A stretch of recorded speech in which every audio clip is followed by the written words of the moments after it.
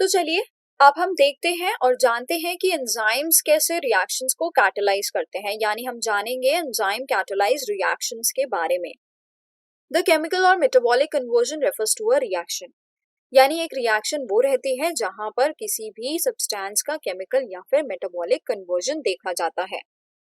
The chemical which is converted into a product is called a substrate. ऐसा chemical substance जो कि convert हो जाता है एक प्रोडक्ट के अंदर, उसे हम कहते हैं सबस्ट्रेट। यानी सबस्ट्रेट ऐसा केमिकल रहेगा जो कि रिएक्शन के अंदर जाने वाला है। Enzymes including an active site convert a substrate into a product, यानी कि ऐसे एंजाइम्स जिनके अंदर एक्टिव साइट्स प्रेजेंट होते हैं एग्जैक्टली उसी सबस्ट्रेट के लिए जहां पर वो जाकर बाइंड करके फिट हो सके, जैसे कि हमने बात की थी लॉकेन की मॉडल की, तो उसे हम कहेंगे कि सबस्ट्रेट जो है वहां पर एक्टिव साइट में बाइंड होता है और फाइनली वहां पर प्रोडक्ट को फॉर्म करता है। तो यहाँ पर आप अपने सामने देख रहे हैं एक एंजाइम और ये है उसकी एक्टिव साइट, ये है एक सबस्ट्रेट जो कि एग्जैक्टली इस एक्टिव साइट में फिट होते हुए दिखाई दे रहा है। यानी हमें देख के ही पता चल रहा है कि ये सबस्ट्रेट जो है इस एक्टिव साइट में जाकर फिट हो जाएगा। तो अब ये दोनों रिएक्ट करते हैं और जाकर यहाँ पर रिएक्शन में सबस्ट्रेट जो है वो कन्वर्ट हो जाता है प्रोडक्ट में, और ये रहता है एंजाइम की ही प्रेजेंस में। यानी एंजाइम वहां पर प्रेजेंट है, सबस्ट्रेट उस पर जाकर बाइंड होगा और बाइंड होने के बाद में एक प्रोडक्ट वहां पर वो फॉर्म कर देता है, और प्रोडक्ट के फॉर्म होने के बाद एंजाइम वहां से निकलकर हट जाता है और फिर ये तैयार हो जाता है एक दूसरे सबस्ट्रेट से बाइंड करने के लिए। यानी कि जैसे ही एंजाइम की एक्टिव साइट खाली होती है तुरंत वहां पर सबस्ट्रेट जाकर बाइंड करते हैं और नए नए प्रोडक्ट्स को वहां पर फॉर्म करते रहते हैं। तो इस तरीके से हमारे बॉडी के अंदर केमिकल रिएक्शंस चलती हैं। यहाँ पर हम देख पा रहे हैं कि जो सबस्ट्रेट है वो कन्वर्ट हो गया अब प्रोडक्ट में। यहाँ पर आपके सामने एक सबस्ट्रेट और एंजाइम दिखाया है। एंजाइम सबस्ट्रेट के साथ ऐड होता है और फिर फाइनली बनाता है एक एंजाइम सबस्ट्रेट कॉम्प्लेक्स। यानी कि प्रोडक्ट के फॉर्म होने से पहले यहाँ पर एक स्टेज आती है जिसे हम कहते हैं ES कॉम्प्लेक्स। यानी कि ये एक ट्रांजिएंट स्टेट होती है एक रिएक्शन के अंदर जो कि बहुत थोड़े ही टाइम के लिए फॉर्म होती है, लेकिन हर रिएक्शन में इस एंजाइम सबस्ट्रेट कॉम्प्लेक्स का फॉर्म होना बहुत ही ज्यादा जरूरी होता है, क्योंकि इसी के बाद जो है सबस्ट्रेट प्रोडक्ट में कन्वर्ट हो सकता है। तो इसे अगर हम रिएक्शन के फॉर्म में दिखाएं तो आप देख सकते हैं एंजाइम प्लस सबस्ट्रेट यानी E plus S forms ES, और ये रिएक्शन रहती है रिवर्सिबल। यानी कि एंजाइम और सबस्ट्रेट मिलकर एंजाइम सबस्ट्रेट कॉम्प्लेक्स भी बना सकते हैं, और कुछ कंडीशंस के अंदर अगर एंजाइम सबस्ट्रेट कॉम्प्लेक्स को तोड़ना पड़े यानी अगर इसका ब्रेकडाउन हो तो ये वापस से एंजाइम और सबस्ट्रेट में कन्वर्ट हो सकते हैं। अब हम यहाँ पर एंजाइम की एक्टिविटी को एक ग्राफिकल रिप्रेजेंटेशन के थ्रू समझने वाले हैं।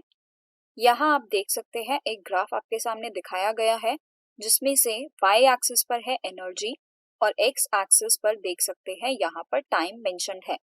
तो यहाँ पर आप देख पा रहे हैं ये एक सबस्ट्रेट दिखाया है जो कि दो तरह की रिएक्शन में जा रहा है, यानी कि यहाँ पर दो ग्राफ्स इसके शो किए हुए हैं।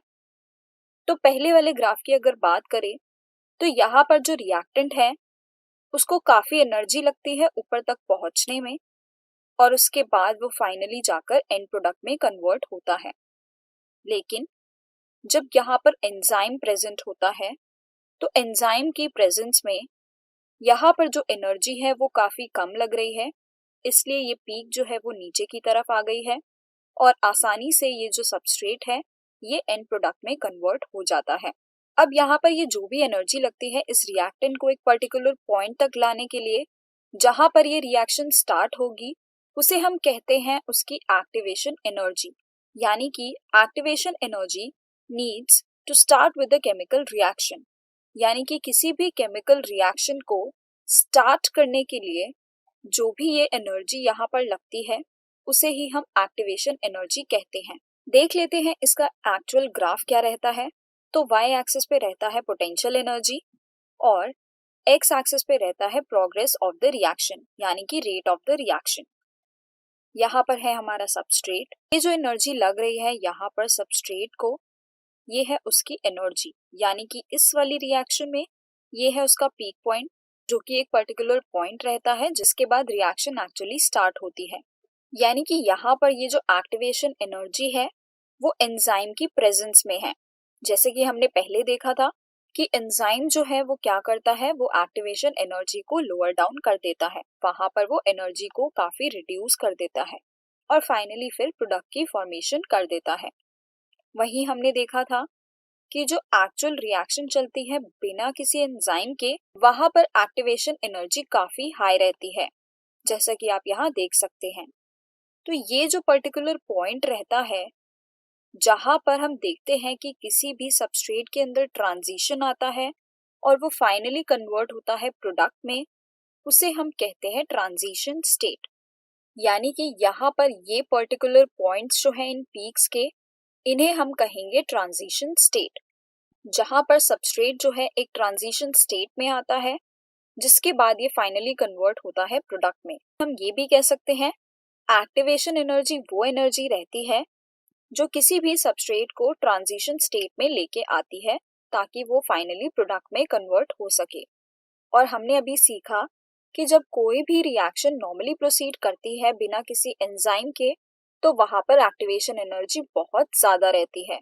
लेकिन वहीं हमने ये भी देखा कि जो रिएक्शंस एंजाइम की प्रेजेंस में होती है वहां पर एक्टिवेशन एनर्जी बहुत कम हो जाती है। तो यानी एंजाइम किसी भी रिएक्शन को कैटलाइज कैसे करता है, वहां पर उसकी एक्टिवेशन एनर्जी को लोअर डाउन करके वो प्रोडक्ट को फॉर्म करने में हेल्प करता है। सो ऐसे जो है एंजाइम फंक्शन करता है। जब हम रिएक्शंस की बात करते हैं, हमें दो तरीके की रिएक्शंस देखने को मिलती हैं। एंडोथर्मिक रिएक्शन, जहां पर हीट को एब्जॉर्ब किया जाता है, और वही हमें दिखती है एक्सोथर्मिक रिएक्शन, जहां पर ह्यूज अमाउंट में एनर्जी रिलीज होती है। अगर हम देखते हैं कि जो S का लेवल है यानी जो सबस्ट्रेट का लेवल है वो कंपैरेटिवली प्रोडक्ट के लेवल से कम होता है, तो उस रिएक्शन को हम कहेंगे एंडोथर्मिक रिएक्शन, क्योंकि यहाँ पर एनर्जी का एब्जॉर्प्शन होता है। और वहीं जब हम देखते हैं कि जो सबस्ट्रेट का लेवल है वो कंपैरेटिवली प्रोडक्ट के लेवल से ज्यादा है, या फिर हम ये कह सकते हैं कि जो प्रोडक्ट का एनर्जी लेवल है वो सबस्ट्रेट के एनर्जी लेवल से काफी कम है, तो हम ये देखते हैं कि वो रिएक्शन रहती है एक्सोथर्मिक रिएक्शन, जहां पर एनर्जी का रिलीज होता है। अब चाहे वो एंडोथर्मिक रिएक्शन हो या एक्सोथर्मिक रिएक्शन हो, सबस्ट्रेट्स को हमेशा ही ट्रांजिशन स्टेट से गुजरना पड़ता है, तभी वहां पर प्रोडक्ट्स की फॉर्मेशन देखी जाती है। इसी तरह आप यहाँ भी देख सकते हैं कि इसको भी ट्रांजिशन स्टेट से गुजरना पड़ता है। तो अभी हमने बात की थी, जो भी एनर्जी सबस्ट्रेट्स को ट्रांजिशन स्टेट में कन्वर्ट करती है उस एनर्जी को हम कहते हैं एक्टिवेशन एनर्जी। अब हम यहाँ पर जानेंगे कैटालिटिक साइकिल के बारे में। ये एक मल्टी स्टेप रिएक्शन मैकेनिज्म होती है जहां पर कैटलिस्ट का इस्तेमाल होता है। Catalysis is a kinetic phenomenon for product formation, यानी ये ऐसा फिनोमिनन रहता है जहां पे प्रोडक्ट की फॉर्मेशन होती है। देखते हैं ये कैसे होता है। तो यहाँ पर हमने देखा कि एंजाइम जो है वो सबस्ट्रेट से बाइंड करता है और ये एकदम स्पेसिफिक होते हैं। जब यहाँ पर ये पूरी तरह इसके अंदर फिट हो जाता है, जिसे हम बोलते हैं इंड्यूस्ड फिट मॉडल, यानी कि जो सबस्ट्रेट है वो एंजाइम के अंदर जाकर ऐसे फिट होता है कि इस एंजाइम के अंदर कुछ मॉडिफिकेशंस इंट्रोड्यूस होती हैं और यहाँ पर एक ये स्ट्रॉन्ग एंजाइम सबस्ट्रेट कॉम्प्लेक्स बना लेता है। उसके बाद यहाँ पर हम देखते हैं कि कैटालिसिस रिएक्शन यहाँ पर देखी जाती है। इसे ही हम कहते हैं कैटालिसिस, यानी कि फॉर्मेशन ऑफ द प्रोडक्ट। तो अब ये जो यहाँ पर सबस्ट्रेट था वो प्रोडक्ट में कन्वर्ट हो गया है। इस पर्टिकुलर कॉम्प्लेक्स को हम कहते हैं एंजाइम प्रोडक्ट कॉम्प्लेक्स, क्योंकि अब ये सबस्ट्रेट यहाँ पर प्रोडक्ट में कन्वर्ट हो चुका है। हम देखते हैं कि जो भी प्रोडक्ट्स फॉर्म होते हैं वो इस एंजाइम से रिलीज आउट हो जाएंगे और हमारे पास ये एंजाइम अवेलेबल हो जाएगा नेक्स्ट रिएक्शन को कैटलाइज करने के लिए। तो इसी को हम कहते हैं कैटालिसिस। तो अगर हम इसी चीज को रिएक्शन के तौर पे देखते हैं तो हम यहाँ देख पा रहे हैं एंजाइम जो है वो सबस्ट्रेट के साथ बाइंड कर रहा है, उसके बाद वो फॉर्म करता है एक एंजाइम सबस्ट्रेट कॉम्प्लेक्स। जैसा कि हमने पहले भी बात की थी, ये वाली जो पर्टिकुलर रिएक्शन होती है एंजाइम सबस्ट्रेट कॉम्प्लेक्स के फॉर्मेशन तक, वो रिवर्सिबल रिएक्शन रहती है। लेकिन जब एक बार सबस्ट्रेट प्रोडक्ट में कन्वर्ट हो जाए तो वो दोबारा से सबस्ट्रेट में कन्वर्ट नहीं हो सकता। अब फाइनली ये जो एंजाइम सबस्ट्रेट कॉम्प्लेक्स है वो वहां पर प्रोडक्ट को रिलीज करेगा और हमारे पास ये एंजाइम अवेलेबल रह जाता है नेक्स्ट रिएक्शन के लिए। इसे अगर हम साइक्लिक फॉर्म में देखें, जिसे हम कैटालिटिक साइकिल कहते हैं, तो देखते हैं step by step. First step में हम देख रहे हैं यहाँ पे हमारे पास एक एंजाइम है जिसके अंदर एक एक्टिव साइट प्रेजेंट है। यहाँ पर आ गया है उसका एक स्पेसिफिक सबस्ट्रेट। अब सबस्ट्रेट जो है वो एंजाइम से जाकर बाइंड करता है। बाइंड करने के बाद में वहां पर कैटालिटिक रिएक्शन चलती है, जैसा कि अभी हमने देखा था। अब जो सबस्ट्रेट है वो कन्वर्ट हो जाता है प्रोडक्ट में।